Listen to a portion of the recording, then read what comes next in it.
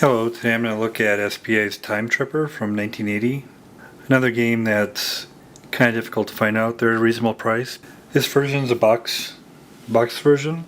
Comes in a standard SPI box. I like the art, it definitely conveys a theme. The portal, so you have soldiers that are jumping through time. So you get different scenarios and the different paths you go in the time portal. We've got Roman legionnaires, future cops with some kind of beam weapon. Well done. Game design, James F. Dunnigan. Graphic design, Redmond A. Simonson. Illustration by Joe Barney. So in the box, it doesn't come with a tray, but GMT tray counter works perfect. So put that in there. Got a couple nice SPI dice. Several of these box versions of the SPI games come with this like one-page insert, which gives a good synopsis of what's going on. TimeTripper simulates the adventures of a USA infantryman who accidentally creates a time warp that transports him to famous battles of the past and fantastic battles of the future. He encounters the fearsome Tyrannosaurus Rex, Greek hoplites, Nazi infantry, and the futuristic time police. Age range 12 ages to adult. Number of players 1 to 4, so it's great that it's suitable for Solitaire. 1 to 3 hours. Moderate complexity. Shows a few different scenarios. The sets up for different scenarios. Sample of game charts. General sequence of play. So components. So first of all the one-page sheet. And the rule book, 16 pages. There's some player aids in there, and also jumping through different battles, describing them. In the rulebook, of course, there's charts and tables. There's a weapons chart with, the weapon, mode of use, accuracy level, attack value, weight, empty roll, 2 dice maximum, accuracy table with a rating and range to target, and the results of those, combat results table, combat differential defense value minus attack value, detection table with detection rating and the reactions of away, stop, towards attack. Flux command table. Tripper activity none. Move only, shot it, negotiate, then control flux. Team Tripper weapon selection chart. Different weapons. Die roll. Negotiation results table. Dice and cross-reference to the battle negotiation rating. And kind of a moderate number of counters. There's 100 of them. They're 1/2 inch by 1/2 inch. Some are one-sided, some are two-sided. Here's all the counters, and then I'll move in on the unique ones. Here's unique counters. First of all, soldiers. These are melee soldiers, front and back. Soldier, and then the weapon. Each counter represents a soldier armed with a melee weapon, sword axe, etc. When the leader is killed or disabled, the counter is turned over. Then represents the soldier's weapon, which a tripper may subsequently pick up and use. Missile soldiers, front and back. Each counter represents a soldier armed with a missile weapon, bow, rifle, etc. These units are used in the same manner as melee soldier counters. Then these are different animals you can encounter. Tyrannosaurus Rex, horses, other animals. These are the characters.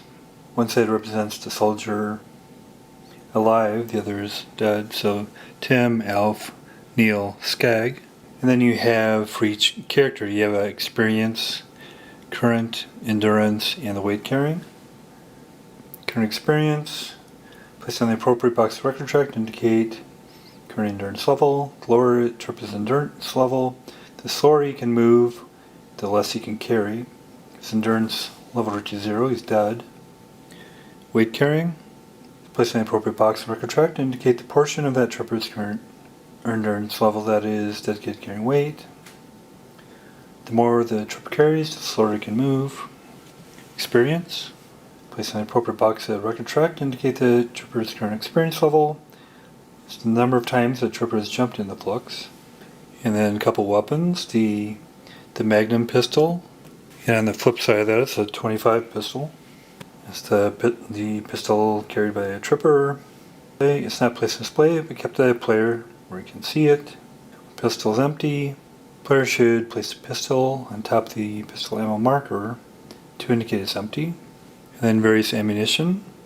So 357 ammo, flip side that's 25 ammo, M16 ammo, shotgun ammo, missile weapon ammo.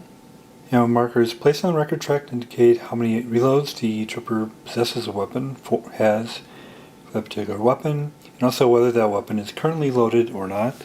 Then you also have grenades, M1 grenade, M26 grenade, and then other animals up here. You have the ankylosaur, the buffalo, and the saber-tooth. And then here's the M16 loaded, flip side shows unloaded. Shotgun loaded, flip side unloaded.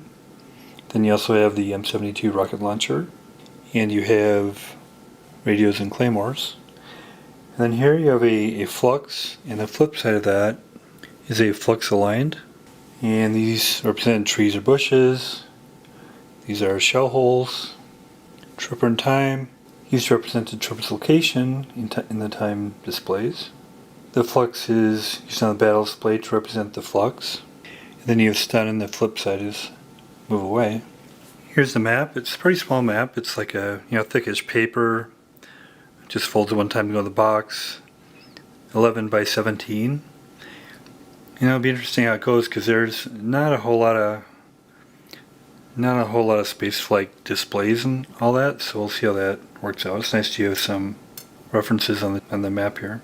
So we have the battle display. Represents the physical area in which the battles are fought. Each hexagon represents about 5 meters across. Each turn is 5 to 10 seconds. Each hex in the battle display has a unique number on it. Some hexes have a letter number combination like 5 by 3b. These hexes are used to deploy counters randomly. The numbers along the edge of the battle display are also used to deploy counters. The T hex in the center of the display is the hex that the trooper always lands on in for solitaire play. Numbers on the hex sides of that hex used when a counter must be moved randomly. Time displays, past and future, represent the areas in time through which the time tripper may travel. Each has 37 hexes, representing 36 positions in time, plus a time hole. The only counter placed in the time displays is a tripper and the time marker. Then record track for the different characters. Used to indicate the current status of each time tripper in terms of endurance, ammo, and speed for each of the 4 characters. And then here's the random setup chart. I'll start the game. Place the tripper and the time marker on the time hole hex. Pass time display. This tripper and the time marker is then moved randomly through time. Basic procedure. Basic action of the time tripper is movement the tripper in time from situation to situation as he attempts to get home to the present. Each potential situation is represented by a hex on one of the time displays, and it's called a battle. Play of the game consists of essentially a series of battles punctuated by jumps through time by the time tripper between these battles. Each jump through time and corresponding battle is considered to be a game turn. Game turn outline, time travel stage, battle stage, tripper phase, historical, soldier, or animal phase. Except in solitaire games, there is no historical soldier phase in the first battle stage of each game turn. Stun marker removal phase. There is no limit to the number of battle stages which may occur in any one game turn. Setting up the battles. There are 2 groups of battles, each one corresponding to one of the 2 time displays. Each specific battle is represented by a particular hex in the past or future time display. Each battle may only be fought once during the course of the game. Each battle listing includes its title and date, negotiation ratings and treasure, the deployment option for the opposition, either random or enter, strength and number of any opponents winning the game. General rule, in order to win the game, trooper must get back to the present live. Any of the following victory options may be chosen by the trooper before the start of play. Minimal resource victory, attempt to get back to present level with less than 50 pounds of weapons equipment. Quick return victory, attempt to get back to the present live, shortest number of battles. Personal best victory, using the same equipment configuration, attempt to get back to the present alive in a shorter period of time than you did in your last trip. Treasure hunting victory, using treasure hunting rules, attempt to get back to the present alive with largest amount of treasure. Team Tripper victory conditions, same as above, except variants may be employed at the whims of the players involved. Design credits, game design and development, James F. Dunnigan. Physical Systems Graphics, Redmond A. Simonson. Rules Editing, Brett Hessel. Historical Notes, John Greer. Then we'll get into Sub and Play. So setup here, I'm doing one tripper. First of all, you set the endurance. Use that as maximum endurance. Right now is 20. Then choose equipment and weapons. I'm just going to keep track of it here on this note card. So you're required to have an M16 rifle and a radio. So then you go through this chart here. You take the weights of those. You're allowed a maximum weight of 50, and I go all the way to 50. And the weights are in this chart. Radio 16, M16 7, shotgun 7, 357 pistol 3, and I got 2 M26A1 grenades, so total 2. Weight, 2 M1 grenades, total 2. Ammo reloads, 5 M16 reloads, 4 357 reloads, 4 shotgun reloads, so total there. And that totals up to 50. Then to see the effect on your movement allowance, you take this value, which is 50, divide by 5, so you get 10, and subtract that from your endurance, so 20 minus 10, and then you move your weight carrying endurance here. So he's down to 10, and since he's down to 10, that reduces his speed from 4 to 3. And then the TIM markers here, set off to the side the weapons he has, and then the reloads are shown on here. So the M16 is at 5, and these are at 4. Keep track of them that way. Keep track of how many grenades you have here. And he hasn't jumped through any fluxes yet, so doesn't have any experience. And then the tripper and time markers set over here. Then we'll get into play. Start the game here. So I put the tripper and time on the time hole hex in the past time display. Then you roll the die to see the direction. It's going to go in 3, which is here. Then you roll again to see how far. 1.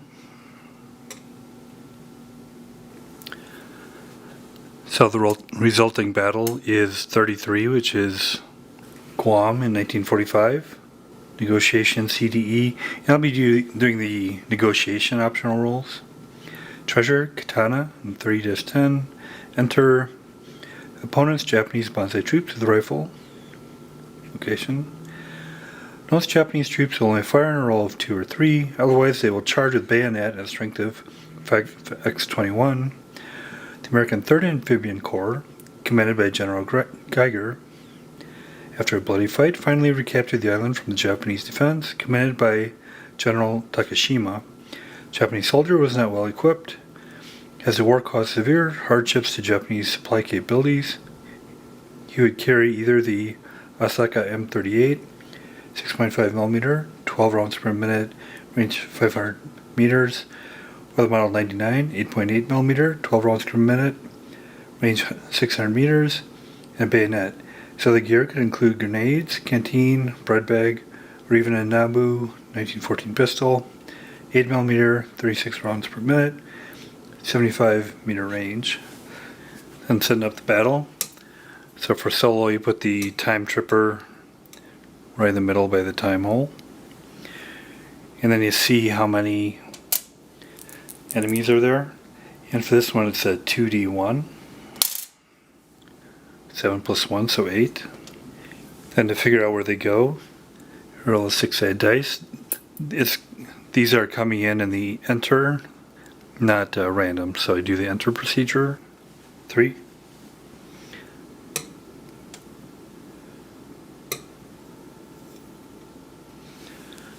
Since there's more than 5, we'll roll again. 4.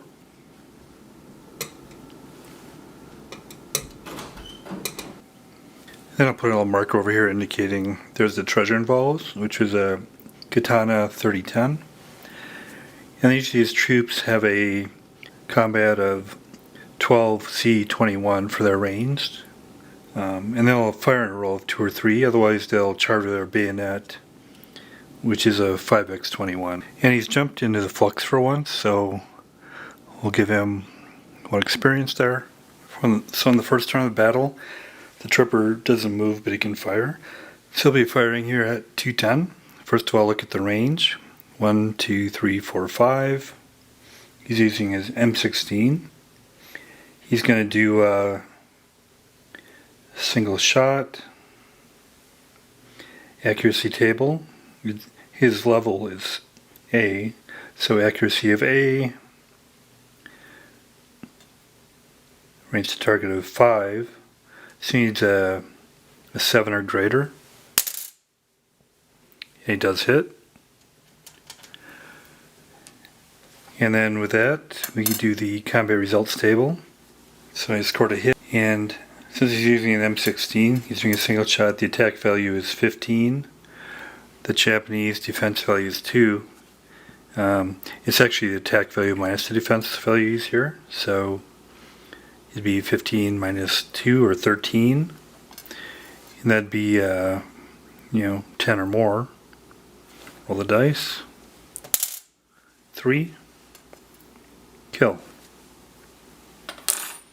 So he's removed from play. And then you see if you ran out of ammunition, and since he did a single shot, you need a roll of 2 or less for that to happen, or 2. If they do rapid or burst, it's more likely to run out, which makes sense. 7. He doesn't run out of ammunition. So since I'm doing Solitaire, in the first phase there's not a historical soldier phase, so we'll not do that. Then it goes stun marker, and there's no stun markers, so we'll move on to the next turn. So, tripper phase, his movement allowance is 3, so he'll kind of try to flank him up here. So go 1, 2, 3, and then he'll fire at him 4 hexes away. Again, he'll use his M16. He'll do a single shot, which gives him a accuracy level of A. Go to the table here. 4 ways, so he needs 6 or better. He hits. Combat results table again. So it's 15 minus 2, 13.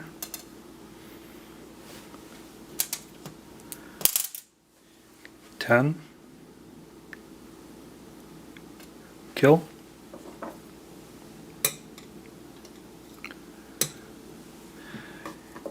And then this time the historical soldiers can move. So the historical soldiers have to detect before they can attack, so they'll go to the detection table. Their detection level is I, so they'll roll 2 dice for I individually. So 7, he'll attack.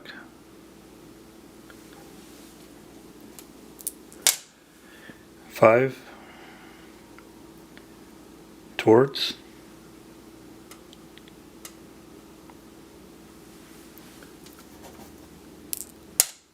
2, stop. Let's stay there. 3, stop. Stay there.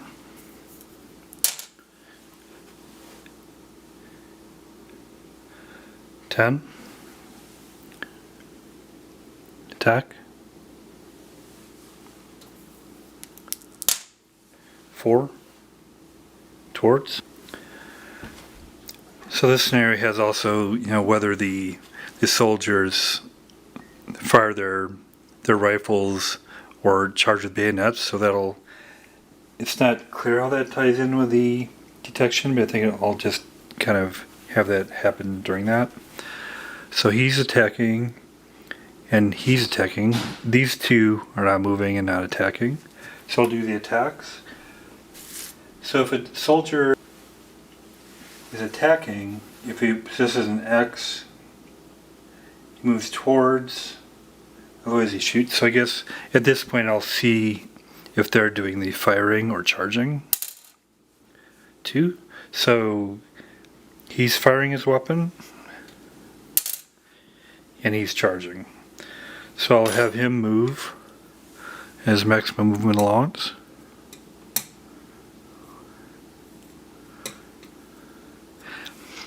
And to indicate he's using a bayonet, I'll switch him to this just so we know that. And then he's attacking, so he's going to attack from that distance, which is a range of 1, 2, 3, 1, 2, 3, 4, 5. First of all, we check their accuracy. They have accuracy of C at a range of 5. So he needs a 7 or better. Hits. Then as far as the damage,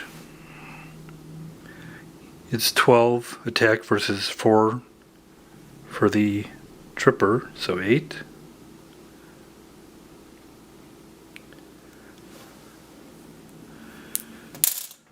Seven. Wound. So with his wound, he rolls a die, and that's how many endurance points he loses. 1, so he loses 1 endurance point.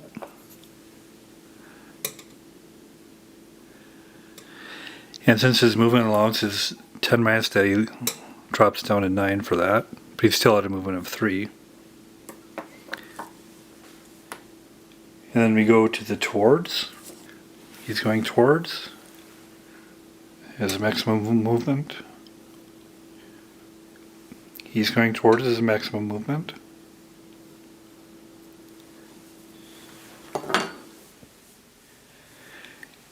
And then we see if they're firing rifles or not. 5. He's not firing a rifle.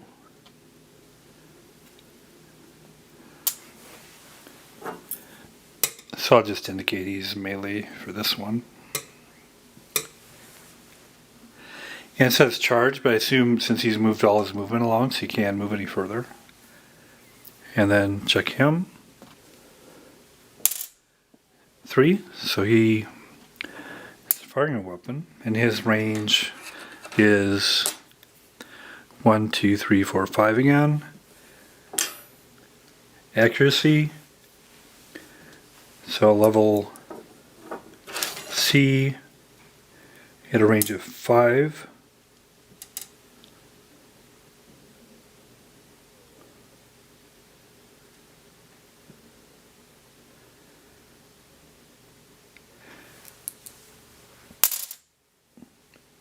He misses, and there's no stun, so we won't do that. So the Tripper is feeling like he's getting overwhelmed here, so he's going to actually try to command the flux to get out. So on the activity table here, he can either move and try to control the flux or not move and control the flux, but he can't fire. He gets some advantage of not moving, because then he would only need 2 to 9 instead of 2 to 7. But they're getting kind of close, so he wants to move out. So he'll move 3, and then he goes flux command. So 6, he falls within the 2 to 7, so he's able to do that. So command the flux, now he's going to conjure it. So you do the random setup using the approach here. So he's going to choose B, then roll dice. 2, 2B. Flux shows up right there. And then again, the movement of the troops. They'll do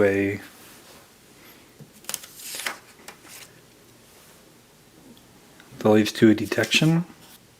They have a detection level of I.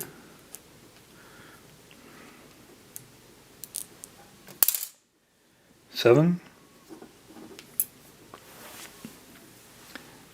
He'll attack. Move them up there to show he's attacking. 11. Attacking.